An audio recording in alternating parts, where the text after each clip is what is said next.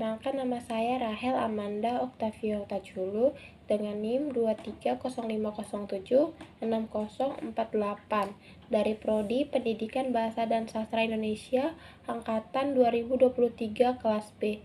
Hari ini saya akan menjelaskan tentang teori kritik sastra ekologi. Ekologi adalah hubungan antar timbal balik manusia atau makhluk hidup dan alam sekitarnya. Kritik sastra ekologis meminta kita mengkaji puisi dari sudut pandang yang berasumsi bahwa tindakan imajinatif makhluk budaya menawarkan wawasan berharga tentang bagaimana dan mengapa fenomena budaya dan alam saling terkait secara lebih menguntungkan di masa depan. Pengertian kritik sastra. Secara etimologis, kritik berasal dari bahasa Yunani, yaitu krities yang memiliki arti hakim. Selain itu, istilah kritik juga berasal dari kata kritikos yang berarti hakim kesusastraan. Menurut H.B. Jasin adalah pertimbangan baik dan buruknya suatu karya sastra yang disertai dengan alasan dan pendapat penulis kritik alias kritikus mengenai isi dari karya sastra yang akan dikritiknya. Dengan begitu, bisa diartikan bahwa kritik sastra adalah salah satu objek studi sastra untuk menganalisis, menafsirkan, dan juga menilai suatu karya sastra, baik dari buku, novel, biografi, dan lain sebagainya. Teori kritik sastra ekologi. Ekologi sastra atau sering disebut sebagai ekokritik merupakan kritik sastra yang mempelajari hubungan lingkungan alam dan juga sastra.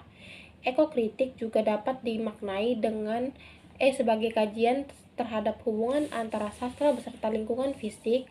Pada hakikatnya, sebuah konsep sastra tidak lepas dari keadaan alam. Sastra merupakan sebuah konsep yang menyatu dengan kehidupan manusia yang selalu berhubungan dengan kebutuhan hidupnya. Hampir setiap saat sebenarnya manusia itu bersastra. Dalam komunikasi sehari-hari, kadang-kadang manusia itu bersastra. Bahkan dengan diri sendiri pun mereka melakukan refleksi. Manusia juga bersastra, apalagi ketika manusia sudah berbicara tentang kebutuhan aktualisasi diri, sastra itu harus ada.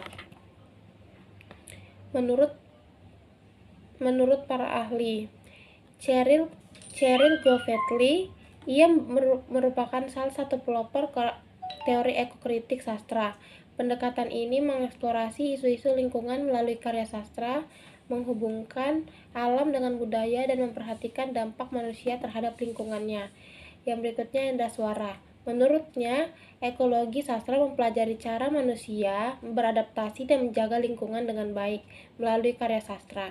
Antologi puisi. Dalam konteks karya sastra, hidup dan berkembangnya karya sastra adalah hasil dari interaksi ekologis dalam kondisi ekosistem yang saling terkait.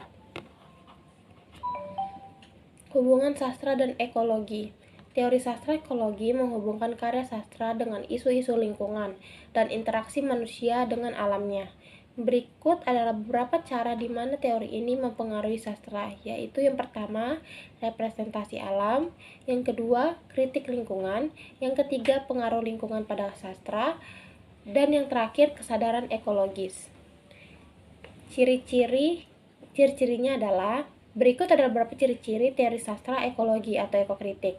Yang pertama, fokus pada lingkungan. Yang kedua, kritik terhadap ekosistem. Yang ketiga, pengaruh lingkungan kepada penulis.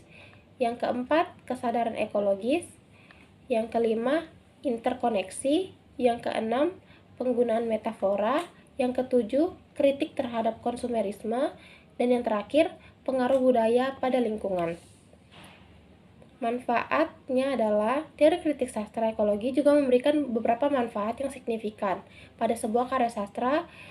Salah satu diantaranya, berikut beberapa diantaranya adalah yang pertama, kesadaran lingkungan, yang kedua, metafora dan simbol, yang ketiga, kritik terhadap konsumerisme, yang keempat, pengaruh lingkungan terhadap karakter, yang kelima, penghormatan kepada alam, yang keenam, penghormatan terhadap keberagaman, yang ketujuh, pengalaman tentang manusia dan alam, yang kedelapan, pengaruh lingkungan terhadap plot, yang kesembilan, penggunaan bahasa, dan terakhir, pesan tentang keberlanjutan suatu hal. Dari materi yang sudah saya sampaikan, saya dapat menarik sebuah kesimpulan, yaitu teori ini menyoroti hubungan kompleks antara manusia dan lingkungan alam. Karya sastra dapat merefleksikan bagaimana manusia mempengaruhi dan dipengaruhi oleh alam. Dan dalam hal ini, sastra ekologi juga sering menggunakan metafora dan simbol alam untuk menyampaikan pesan terkait dengan isu-isu lingkungan. Karya sastra mengadopsi pendekatan ekologi dapat meningkatkan kesadaran pembaca tentang isu-isu lingkungan itu dan pada akhirnya mengajak kita untuk bertindak secara langsung dan bertanggung jawab terhadap lingkungan. Sastra juga menyampaikan pesan tentang pentingnya menjaga alam bagi generasi mendatang. Sekian materi yang bisa saya sampaikan, kurang lebihnya mohon dimaafkan. Sekian dan terima kasih. Bye.